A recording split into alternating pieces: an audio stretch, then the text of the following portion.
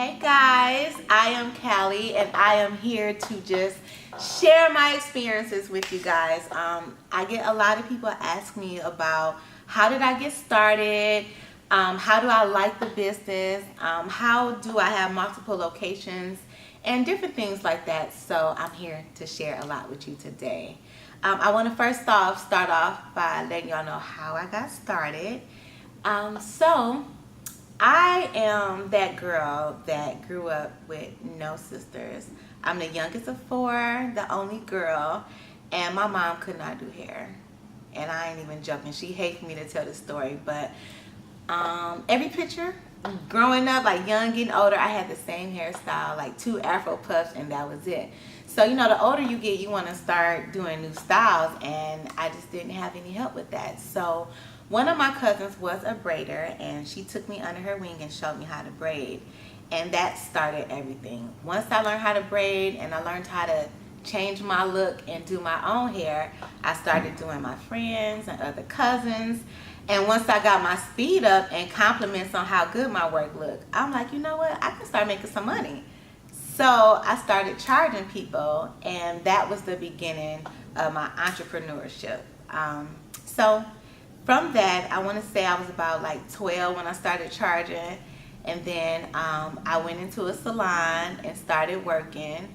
So I'm not one of those that used to work in corporate and decided like one day I want to do hair and went to hair school.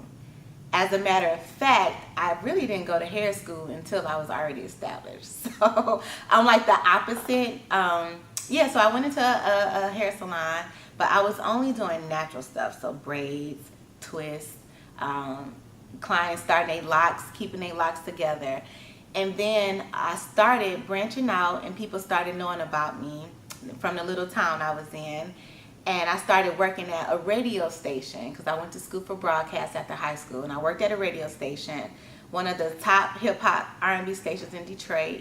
And from there, I ended up getting a good relationship with a music artist named Dwelle.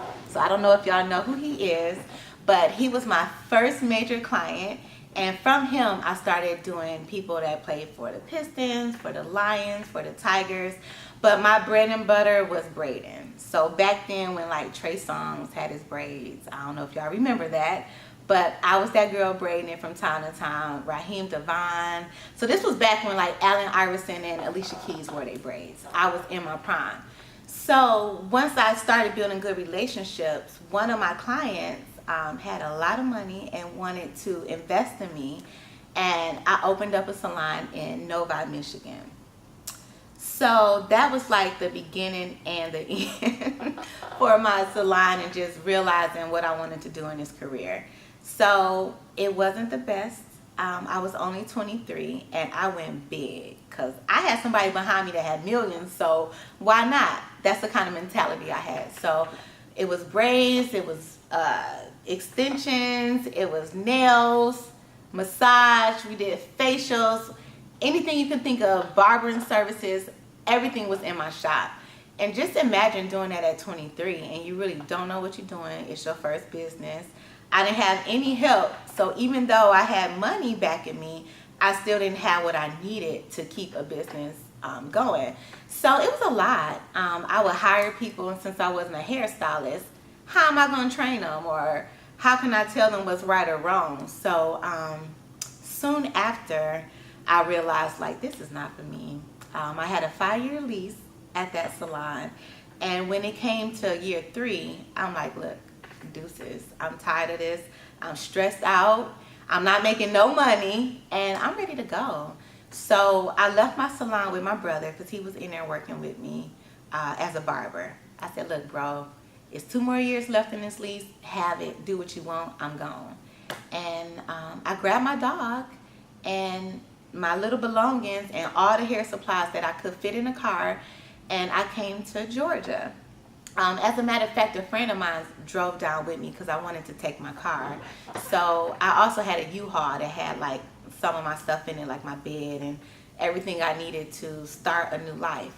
So we drove down to Atlanta and I parked in front of my new apartment, and that's where my new brand started. I moved here, did not want to do hair because I was burnt out from Michigan. And I didn't know what I wanted to do, but I did know if I wanted to do hair, I could because I brought everything with me. So some time went by and I'm exploring different things. And you know, you in Atlanta, you like, look, this is where strippers are. They on out here making money, making dough. And sometimes as a woman that crossed your mind. So I'm gonna be honest, that crossed my mind.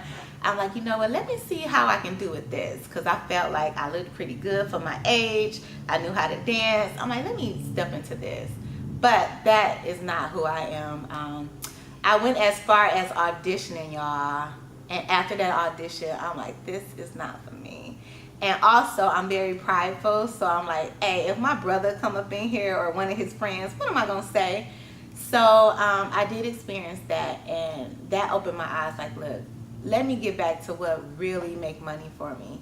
And after that, I just went into a salon. I opened up a suite. I didn't have not one customer.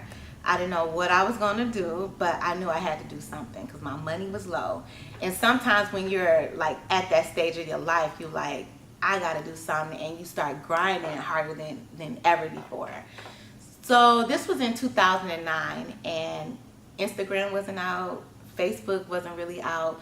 So the only way to get customers, y'all, was like word of mouth and going out, passing out flyers and passing out cards. So I made a vow, like, this is what I got to do. I wake up in the morning. I spent about like $50 on my flyers, and I went out all the time. So my one little studio, I was able to start paying rent there.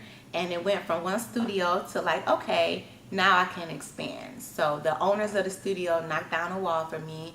I started hiring assistants and another stylist. I outgrew that, and I ended up getting a brick and mortar, like my own building. And I was so surprised because I told myself I would never, ever, ever get another salon. But when it's your calling, it just, you know, you can go away from it for a minute and you come right back to it. So I opened up my salon, started hiring people. And even then I said, all I want is 2 chairs, no more than that. But 2 chairs went to 4, then it went to 6, then it went to a second location, and that's where we are now. When I opened up my second location, I changed the name to Press Bar, because originally the first salon, I kept the same name I had in my studio, so it was called Callie's Hair Studio. But I knew, like, as I grew, I couldn't keep a name like that because I felt limited. And when you think of a hair studio, you're thinking of something small. And in no way did I want to be small. So I started thinking about, like, how can I brand what we do into, like, a larger scale? And that's where the name Press Bar came from. I knew we specialized in presses. So I wanted that to be our main service. So I also wanted a name that customers won't forget, and they knew exactly what we did. So I opened up Press Bar, and pretty much, y'all, that's everything fell into place after that. So now what we're doing is just expanding on the Press Bar brand. We are opening up more locations. We are building our products now, because we want to be the type of salon where you walk in and you can get everything. We already give you great customer service, and we always give you great hair, but what else can we do? And the what else now is having products for our clients to make sure that they can take care of their hair after they leave our chair.